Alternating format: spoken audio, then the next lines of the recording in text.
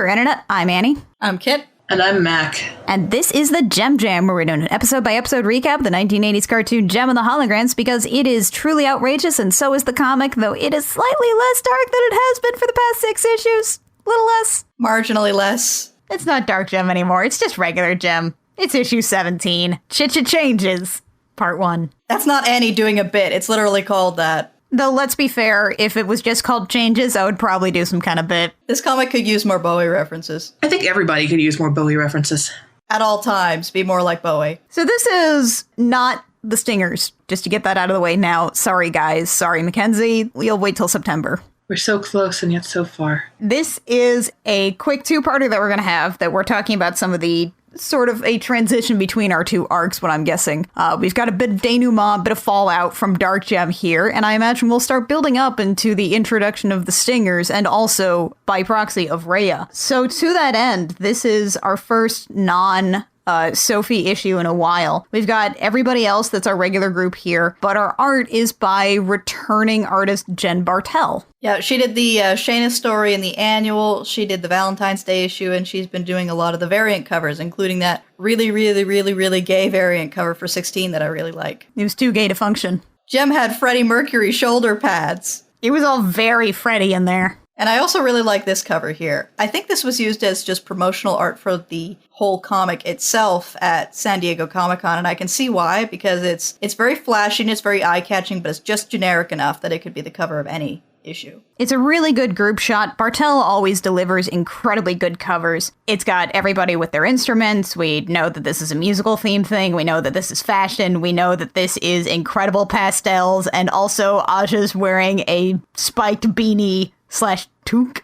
It's a toque. That says Girl Gang on it. I kind of like that Aja's sense of style here it looks at least a little bit inspired by what it was in the movie, which the way Aja dressed was one of the only good things about the movie. It was also one of the only things about Aja in the movie.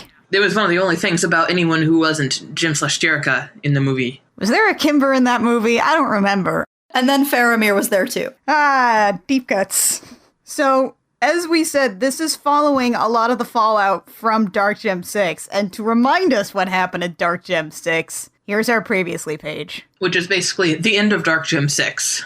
Which kind of omits the whole band team-up thing, but a lot of those were huge splash pages, so it's hard to fit those on a previously page. Instead, we just get hugs, Jem being sassy at Pizzazz, and Jerica's one-liner. Try to mind control the world through this, Silica. Aw. We'll workshop it. You know, it's a very Jerica line. And also we have Jerica being backstage while Jem is on stage, and it seems like everyone should be where they should. So after our previously page, we get, well, something we know and love from the cartoons. Rio standing around doing somebody else's job, which is probably not his job, but he's here doing it anyway, while Jem and the Holograms sing a song. The good news is, it's not Rio. Rio's not here. I'm not going to ask why Rio is not here. That should be understood. Also, I really like Jem's outfit here with like the mini skirt and the halter top and the really tall white socks and the garters. It really emphasizes that she is 90% legs. It's a good look for her. It's really cute, yeah. So we're recording a brand new song here. This is, as it turns out, one of the songs from the entire freaking album that 5x5 Records now wants them to make much sooner than they are comfortable with. They had like 1.5 songs before? Now they gotta get at least 10? I mean, even when you're a band where most of your songs are 60 to 90 seconds each, this is hard. Shayna sort of like trails off and fizzles out as they're performing, and everyone turns around and goes, that was our best take yet. Why are we stopping? There's also a really good effect where she sort of fizzles out, where the music fizzles out as well into these little, like, stars and hearts and just very geometric shapes. Shayna's just not into it today. Her blood sugar is low or something, which is not something that she apparently has. And another nice thing about this is that they're like, we're going to lose Alan for the rest of the day if we don't get done in 2 hours. So they have an actual sound engineer who actually has other things that he has to do, so he can't always just focus on them all day. Yeah, he has like other bands he needs to work with. He's got an inner life. It's really nice. Also, he's actually standing in a board. He looks like he probably should be there. Like he knows what he's doing. Instead of, Rio. Shayna's not into it, so okay, that's fine. Let's just take a break. Let's go to the lake? The what? Excuse me? The lake? Apparently Rio knows somebody who owns a lake house. Let's go to this tremendously huge lake McMansion that Rio's friend has lent us. A gigantic lake house. This isn't like a cabin. This is a frickin' mansion. This is an empty McMansion that we're just gonna borrow and go to the lake. I guess it's fine. Here we are. We're in inner tubes. It's fine. And Jem's here. Not Jerica, Jim. Why is Jim here? In fact, Aja asked this question. Why are you still Jim? And she's like, oh, I don't know. I guess I forgot. And then Kimber points out that makes no sense. You have an actual suit on under the hologram, right? So you had to, like, go in and change into a suit and then turn the Jim hologram back on. So that doesn't seem like forgetting. I kind of love that the comic indulges in the what the heck is going on with the hologram speculation that we do. It's very validating, I'll say that. It's always nice to constantly reinforce how into this show the creators are. I mean, we have cameos from Healthy Cereal, and it's great. And Jen's like, I don't know, it's no big deal. It's fine. It's fine. I'm a hologram in my spare time. It's fine. It's not a big deal. And Kimber's like, well, if it's not a big deal, then change back. Turn it off. Well, fine. And she goes from wearing this really cute, like, fishnet bikini to switching to a really plain one-piece pastel pink thing. It's significantly less glamorous.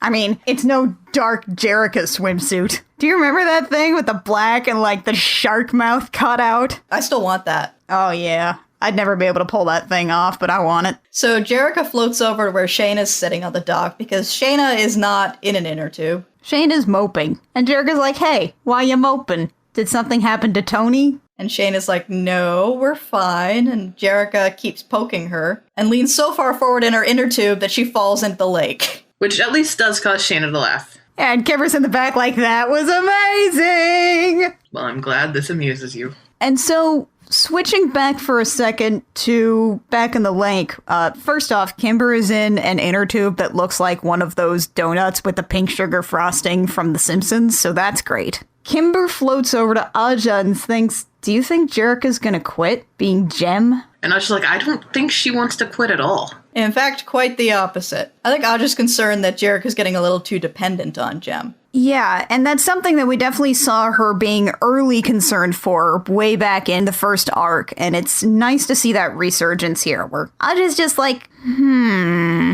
Setting that aside for now, let's go to someone else's problems. Namely, Jerica's problems with Kimber's girlfriend. Because Jerica's like, hey, I have a nice idea. Why don't we invite the boys up? And Shayna's like, the boys? What about your sister who has a girlfriend?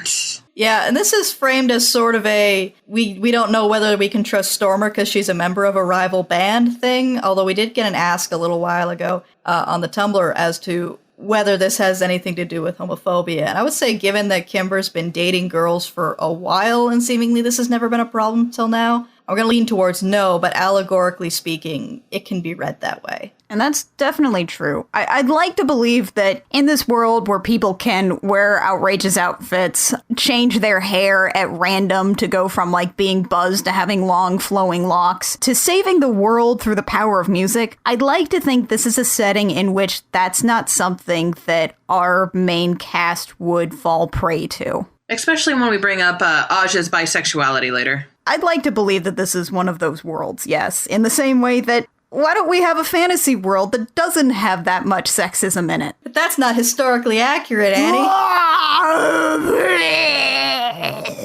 Oh, I'm sorry, I started vomiting uncontrollably. Were you saying something? Anyway, now we go to the Misfits. Now that we have all 5 of the Misfits here, and we've seen all 4 of the holograms, this is probably a good time to talk about sort of the differences between Bartel's art and what we've gotten used to with 6 issues of Sophie. Honestly, I think I prefer Bartel's covers to her interior art. If only because the body diversity that we've gotten very used to with Sophie's work is not as present here. I mean, you can see attempts at it when you've got these wide shots of like all of the Misfits and such, but in individual panels, like Stormer aside, it's very difficult to tell that these people are supposed to have different body types. One thing we noted too is that it tends to be a little bit more stiff. She's not so good at like the action shots. Whenever someone's doing an action shot, it kind of looks like they're trying to do an action shot, but they've paused and are posing. Kind of like when you're at a theme park and there's a giant T-Rex and you're trying to act like you're running from it, so you just freeze in a weird arm pose. It's not quite as dynamic, and it's also not totally fair to compare the two, as these artists definitely have very different strengths, and we're also coming off of the main artist from JEM, and that's a tough act to follow, especially because she's the one who established the styles in the first place. So you're basically going to be working with styles that were established by someone who's got a very different style than you. I really liked Bartel's art in the Valentine's issue. I like it here. It's just hard to switch over to it coming off of Dark JEM, I think, is the main thing. I will say that what I really like about Bartel is that even if they're not as full of motion, I think the poses are always really great. I really like what she does with hair. What she does with the hair and what she does with the fashion, because I love her fashion too. Oh, her fashion is so great. And Robata's colors just work so fantastic with her lines. That line art is super great, and it works really well with those bright poppy colors. Yeah, and there are points, too, where people will have thicker lines, and so they'll stand out more, which I think really works and makes them pop out of a background that might otherwise swallow them. Setting all that aside, we have all the Misfits here working on a song, and it's not quite functioning the way it should. Pizzazz stops them and says, this line's not working. I like this because it shows further something about the Misfits where they can actually work together rather than just fight like they do in the cartoon. Because Stormer's like, which line? Pizzazz points it out.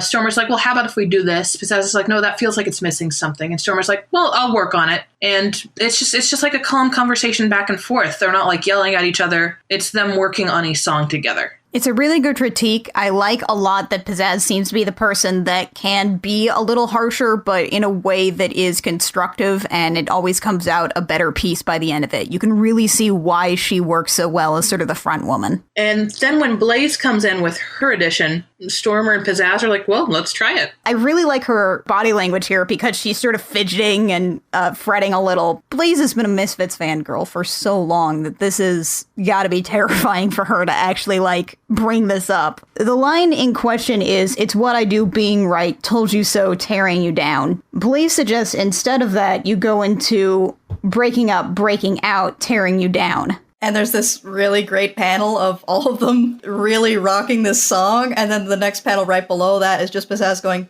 yeah, that's it. She's glaring at her microphone. BT Dubs, she's got these huge skull earrings, and it super works with this outfit. So the new lyrics are starting the fight, breaking up, breaking out, tearing you down, just my shout, breaking up, breaking out, and it works super well to the point where Stormer's like, we should actually rename the song to Breaking Out because that's way stronger than what we were going for. And then Jetta gets all jealous of the new baby, and she's like, you don't let me and Roxy write lyrics. And Stormer's like, that's because you're both awful at it, or you give me weird British slang and I don't even know what it means. And Roxy basically has to restrain Jetta from starting a frickin' fight. I'll show you weird British slang. And she goes on to say nitwit, which is not weird British slang. I would have loved if she got into a whole ton of Cockney rhyming slang insults.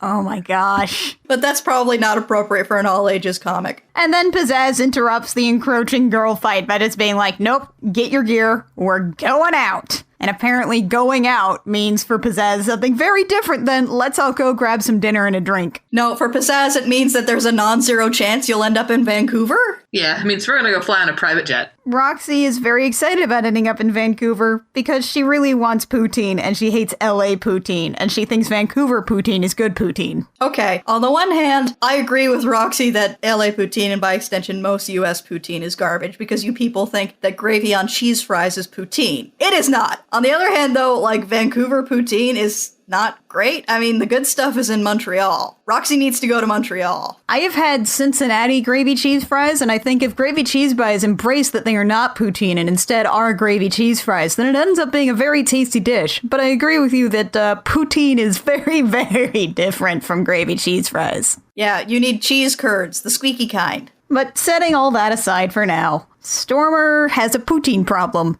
and that she has poutine plans that are not poutine plans, the girlfriend plans. And this upsets Pizzazz. Yeah, Pizzazz is so cancel. She's like, I really can't. This is the first time meeting her sisters in a non-band capacity. So Pizzazz, very passive-aggressively says, so you're literally choosing the holograms over the Misfits. Wow, Pizzazz! This is her girlfriend's family, come on! And then when Stormer points out that that's not fair, Pizzazz follows it up with this really, really devastating guilt trip line of, whatever, Stormer, it's clear what matters to you. Wow! And actually, as I focus on this, we've got a really good panel here because we've got Pizzazz separating the rest of the Misfits from Stormer. Oh, you're right. I hadn't thought about that. Yeah, great panel composition there. No, you're totally right, because you've got Stormer on the left, then Pizzazz inside the booth, and then the other Misfits looking over at Pizzazz. You're right. That's super good. This is like a Renaissance painting. And because Pizzazz is closer to us, she's got those thicker lines I was talking about, where she's more of a block than she would have been otherwise. Meanwhile, let's talk about other choices. Hair choices. Just thinking of doing something drastic with her hair, which is bad news for Craig.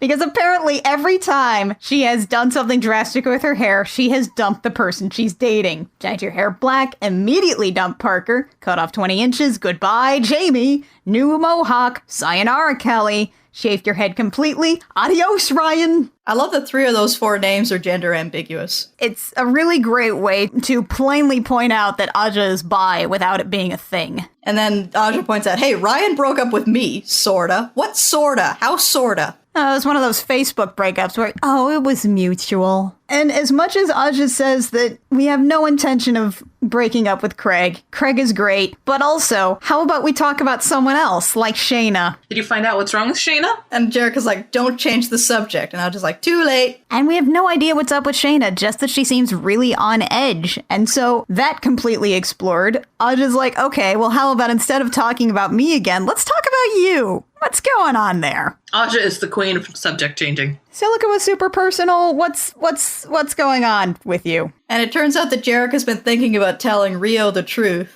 And Aja points out he's a reporter. He's a boy reporter. We had a whole issue about it. This reminds me of a thing that happened with my dad once. Somebody gave him a piece of information and he proceeded to write a story about it. And then when that person confronted him about it, he's like, what, you expected me to sit on that? I'm a newsman. And Aja even follows up with something very similar to that, and that she's like, look, he's a reporter. If he finds out about Synergy, not only is he going to have to start talking about that because he is a newsman, but also, look, that means that we're going to have to connect that to Silica. Almost took over the world Silica, mind-controlled people without their consent Silica. Yeah, that's Silica. We were kind of culpable for that. That seems like a good story. And also we're going to need to point out that we're using holograms, which shouldn't technically be possible, and also that we've got this AI in our basement. On a side note, if you tell Rio, then Kimber's going to want to be able to tell Stormer, so how do you think that's going to go? This is not going to end well. And in the middle of that, Kimber and Shayna pop in. Shayna's like, you've got to come out and start this fire. Kimber has almost set me on fire 3 times. It was only once. That's not better. She says that she just has to cut her hair a little. And immediately they saunter off with, oh, poor Craig. And I liked him so much, too. Nothing is happening to Craig. I love Aja's face in this panel. Just the rage blowing the hair away from her face and the expression. It's really great.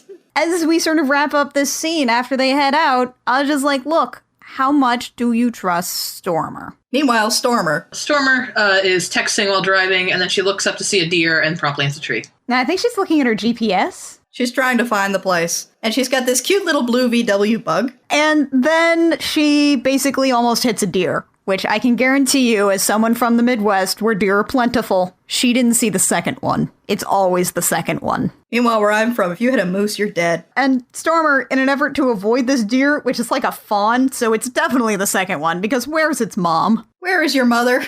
She hits a frickin' tree. Things aren't going well for Stormer.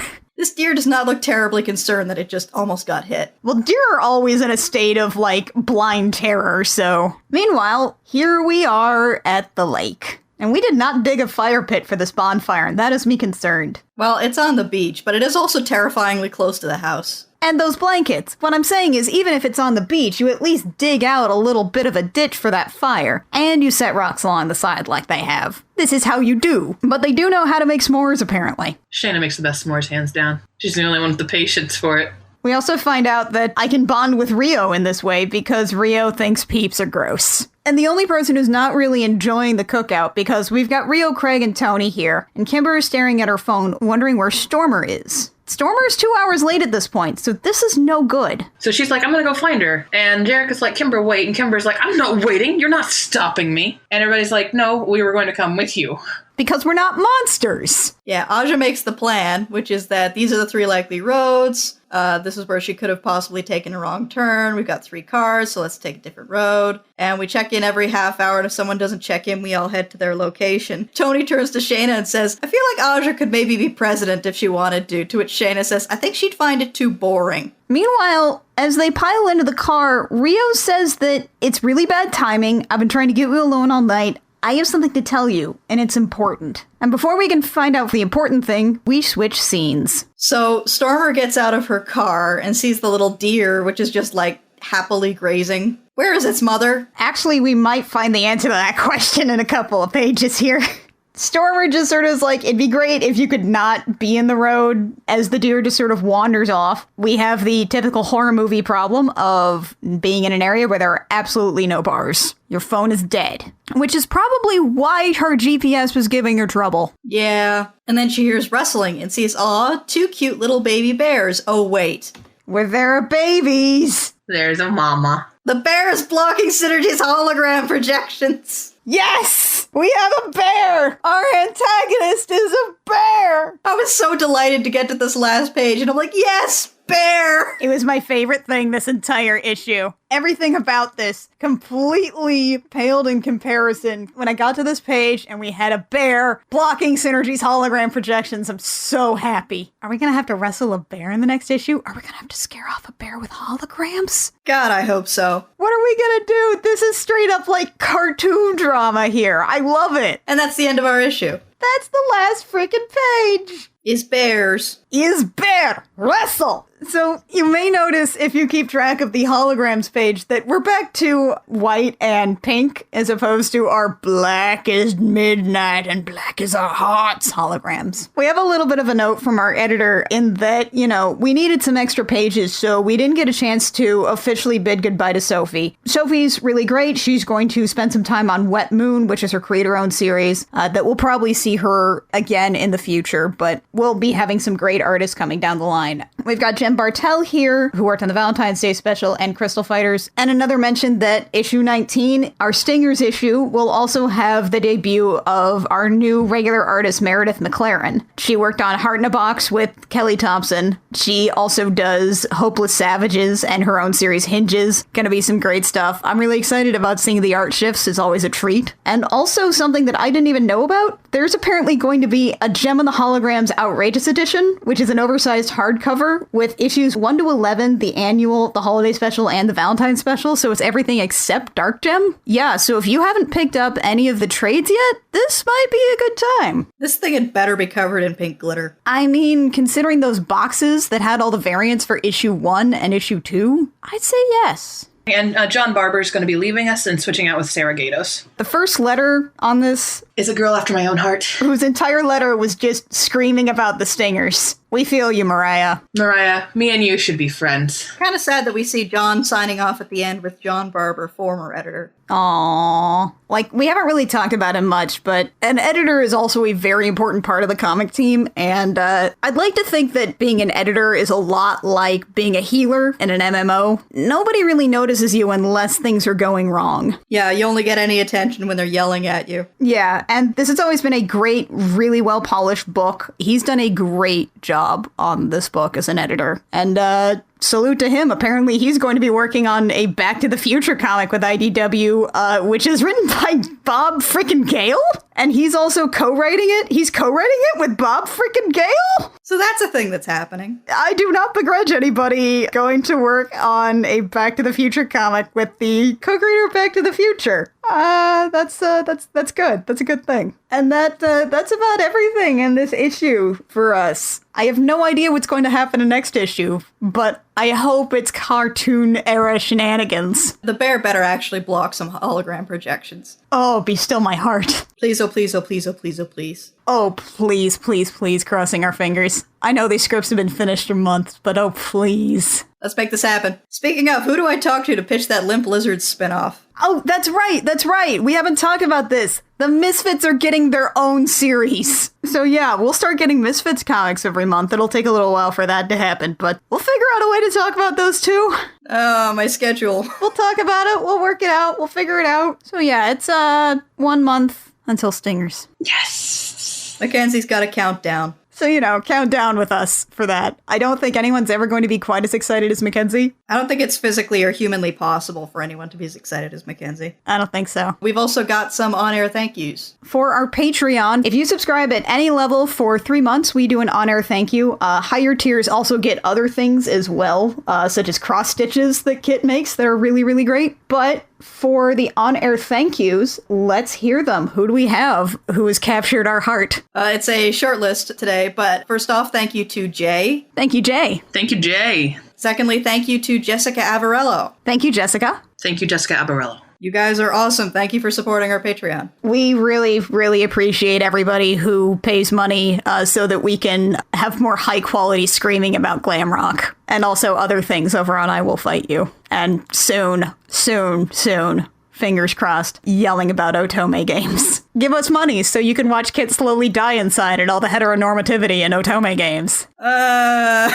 Should be good times. I'm looking forward to it. The Gem Jam comes out every Sunday on iTunes, SoundCloud, Stitcher, and YouTube. You can also find us on Twitter and Tumblr. We are at the Gem Jam just about everywhere, except on Twitter where we are at Gem Jam Cast. If you like what we do and you want to support us, any kind of like, subscribe, review, rating, anywhere you find our podcast is super, super great. iTunes is especially useful because they don't tell us what metrics happen otherwise, but whatever you guys want to do, wherever you find us, it is always great to get more feedback and to spread the word a little. If you have some money kicking around and you want to have us say your name and then also show you other things that we have done that are gem related, you can subscribe to our Patreon on patreon.com/thegemjam. So check that out. We love you all the same. Join us next time when we will talk about more holograms and screaming and hopefully bears.